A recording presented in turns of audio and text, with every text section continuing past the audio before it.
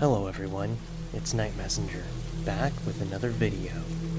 Today brings us to the Manchester area of the United Kingdom. Manchester is known for its nightlife, student population, music, and sports.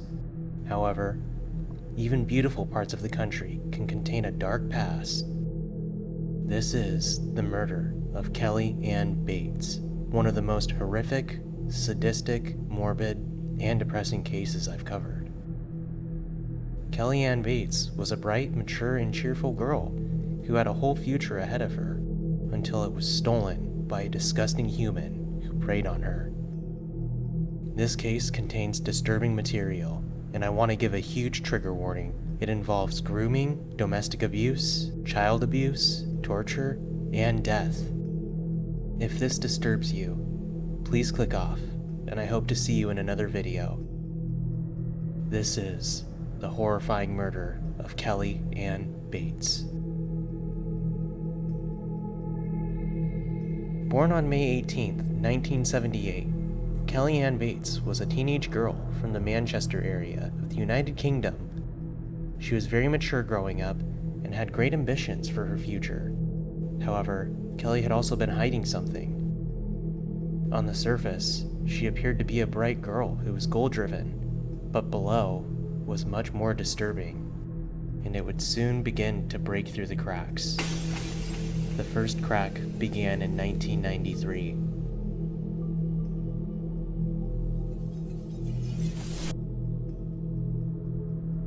In 1993, Kelly had met James Patterson Smith while she was babysitting for a family friend.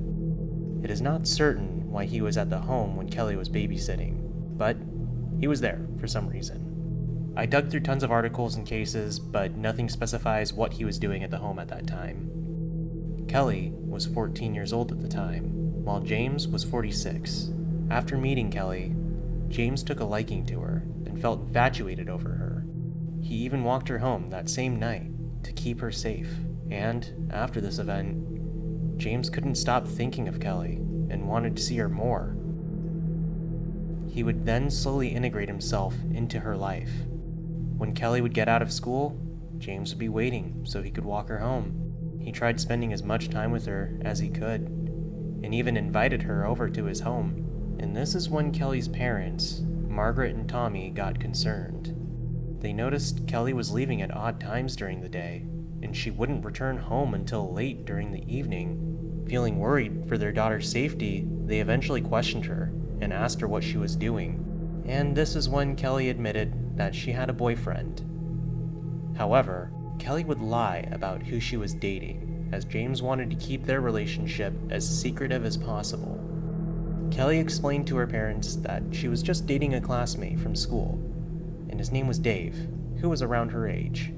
The parents were relieved and understood why Kelly had been going out so much. They remembered when they were young and found their first crush, so they were very understanding, and they were just glad that Kelly wasn't in any danger. However, they had no idea that Kelly was being groomed by a man 3 times her age, and someone a year older than her father. After this incident, Dave would begin calling Kelly's home, pretending to be a young teenage boy so he could talk with her. Although Kelly's parents were hidden in the dark about their daughter's boyfriend, Kelly herself didn't even realize that James had been manipulating her. And Kelly wouldn't show her parents her boyfriend for 2 years, until the right moment came, when she turned 16. In the United Kingdom, the age of consent is 16, which is why James had been grooming her for the past 2 years. And, like a piece in chess, he was waiting for his checkmate. One day, Kelly asked her parents if they wanted to meet her boyfriend, Dave. Tommy and Margaret were curious about the boy that had been in the relationship with their daughter for over 2 years now, and both happily agreed. They knew how close the two were and really wanted to meet the boy. Kelly then invited James over to her home while her parents were away and showed him around the home. When Kelly's parents did open the front door, they were completely horrified. For 2 years, their daughter had been dating a man much older than she told them. As the man walked down the staircase, Kelly's mother, Margaret, recalled her experience, stating, "As I walked in, He swaggered down the stairs, and it made the hairs on the back of my neck stand up. He was much older than I expected, and looked a bit like a fake John Denver. He said, "Nice to meet you at last." And all I could think of was how I wanted to get rid of him. This wasn't the man I wanted for my daughter. I even recall seeing a bread knife in the kitchen and wanted to pick it up to stab him in the back. I've thought about that moment too many times. During the moment Tommy and Margaret met Dave, they immediately asked how old he was. Dave, or rather James, admitted that he was 32, much younger than he actually was. Once Kelly and her parents were alone, they immediately confronted her. "What the hell are you thinking? Why are you with this man?" However, Kelly didn't understand because she loved James and wanted to be with him. Tommy and Margaret knew something was off about Dave, but they also didn't want to push away their daughter and lose her. So when Kelly wanted to continue seeing him, they would allow it. Kelly would be gone for hours or days at a time after this. As time would grow, the parents became increasingly concerned and began asking the locals if they knew a 32-year-old man named Dave Smith. However, no one could help. Little did the parents know, Dave Smith never existed. As more time would progress, Kelly would be home less frequently, but when she did arrive, her parents started noticing concerning features. They noticed Kelly had been much more introverted and quiet, but more importantly, they also noticed bruising and different features of her body and could tell that it wasn't from an accident. Whatever she had been injured by was intentional, and they believed Dave was the cause. It got to the point where they gave her an ultimatum: let them know where she was going at all times and when she would be home. This caused turmoil, and Kelly would move out in November 1995 to start a new life with James Smith at his home in Gorton. Her parents were displeased by this, but requested that she at least kept regular contact. Unfortunately, as time progressed, Kelly would see her parents less and less. When she did show up to the home, it was the same situation. Tommy and Margaret would observe bruises and even bite marks on her body. When they questioned her about the injuries, Kelly would pass them off as accidents. Her parents thought about contacting the police to conduct a welfare check, but they also knew she was 17 and the police would do very little. Eventually, Kelly stopped seeing her parents completely. The last time that they saw her was on November 30th, 1995. They anticipated that Kelly would show up at the family home over Christmas, but the festive period came and went, and Kelly was a no-show.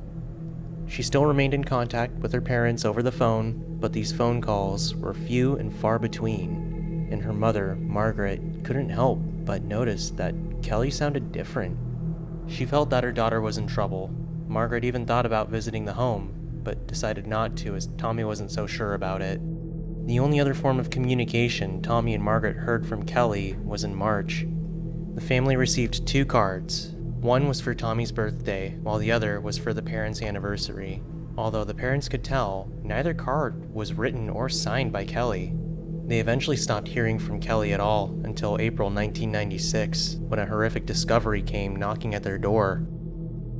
In April 1996, James reported to the police that he accidentally killed his girlfriend during an argument in a bathtub, claiming she had inhaled water and died after he tried performing CPR. James also claimed that she pretended to be unconscious before the police arrived for some dark reason.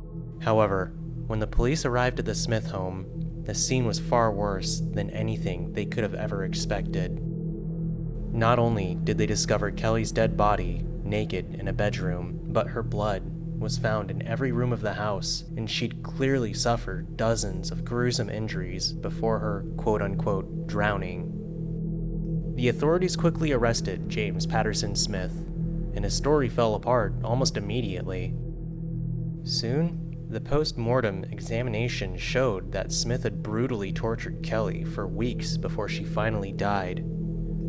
The pathologist would even state, "In my career, I have examined almost 600 victims of homicide, but I have never come across injuries so extensive." During the investigation, it was clear that Kelly was tortured over a period of weeks and months. Before diving into Kelly's torture, I want to give a huge trigger warning. What she experienced is grotesque, morbid, and sadistic. During Kelly's last moments of life, James starved her in the weeks before she passed away. James had even chained her to a radiator by her hair. She had been stabbed several times in the legs, body, and mouth, in addition to being strangled and burnt with a hot iron. Her thighs and buttocks were burned, and James would fracture her arm and would burn her with steak knives. She was also partially scalped, and he would also crush her hands and knees. James also mutilated her with knives, scissors, and pruning shears to slash at her scalp, face, and genitalia.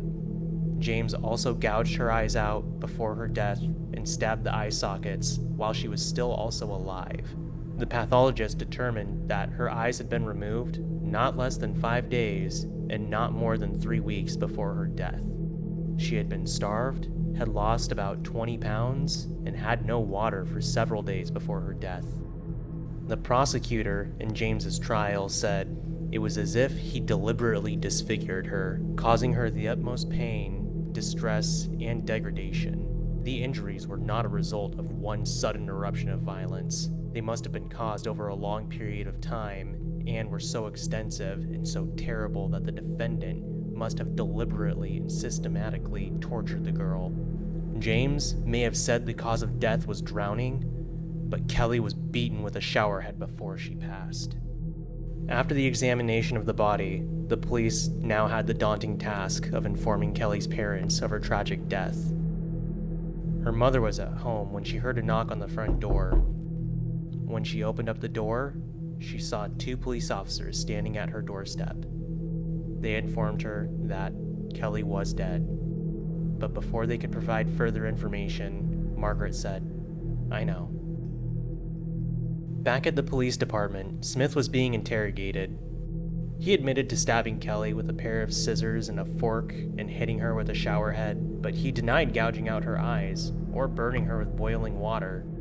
James told the officers that around 2 weeks before Kelly's death, that they'd gotten into an argument and he poked her eyes, but he didn't gouge her eyes out. She wasn't blind, and in fact, later that night they sat down and watched TV together. However, the prosecution didn't buy this and dug into him even further. When James was asked for a motive, he replied, "She just wouldn't leave me alone. She put me through hell, winding me up. She was blackmailing me. She has a bad habit of hurting herself to make it look worse on me." James then continued, explaining to the officers that he didn't starve Kelly and didn't hold her head under the bathwater until she died. And James thought he was winning everyone over, but the jury could see the physical pain as they were shown the photos of the crime. The horrific evidence was so traumatizing that it was the first time in UK history where the jury was compensated for counseling due to the extremity of the murder. And at the trial, other women that James abused came forward to paint a picture of him. The victims would state that James was obsessively jealous and turned to violence to control others. Kelly was blissfully unaware of James' disturbing past. During their relationship, she found him as a caring, independent man at first. But James was an unemployed piece of garbage who had been preying on young teens for a long time. James had originally been married twice to the same woman, Janice Anderson. Throughout both marriages, James had shown extreme jealousy and was prone to domestic violence. Once their marriage struggled, James sought psychiatric help due to his jealous tendencies. But he couldn't overcome his emotions, and the couple got divorced when Janice couldn't handle the physical abuse any further. His next relationship was with 20-year-old Tina Watson, whom in 1980 and 1982 he used as a punching bag, even subjecting her to severe beatings while she was pregnant with her child. Tina stated, "At first it was now and again, just a little tap. But in the end, it was every day. He would smack me in the face or hit me over the head with an ashtray. He would kick me in the legs or between the legs." Tina managed to escape the relationship, after James had also attempted to drown her while she was bathing. When that relationship came to an end in 1982, James then started seeing 15-year-old Wendy Mottershead. In one attack, he held her head underwater in the kitchen sink and attempted to drown her. On November 19th, 1997, after the testimonies of the victims and the evidence gathered from Kelly's murder, the Manchester Crown Court took only 1 hour to find 49-year-old James Patterson Smith guilty and sentenced him to life in prison with a minimum of 20 years. Although the 20 years is just a glimmer of hope for him. As the judge stated, "This has been a terrible case. A catalog of depravity by one human being upon another. You are a highly dangerous person. You are an abuser of women, and I intend, so far as it is in my power, that you will abuse no more." James Patterson Smith, now 74, is still locked behind bars. This is the horrific murder of Kelly Ann Bates, one of the most sadistic crimes that has taken place in the UK. My heart goes out to Kelly. She was a young girl who was manipulated by a disturbing monster who was looking for any person he could control. James Patterson Smith was a disgusting human being who kept stalking younger people from 20 to 15 and eventually Kelly. Although he is locked behind bars for good, he deserves a much crueler fate. It's also sad that the parents didn't take further action on their daughter. I understand their feelings, and as a parent you want to love, nurture, and care for your child. The last thing you want to do is push them away and lose them. But there were multiple opportunities for both Tommy and Margaret to intervene. I can't imagine the amount of pain and regret that they have dealt with over the years. What did you think about this case? Leave a comment down below. I'd love to hear your thoughts. Also, if you found this case interesting, like and subscribe for more true crime content. This is Night Messenger. Thank you for watching, and I will see you all in the next video.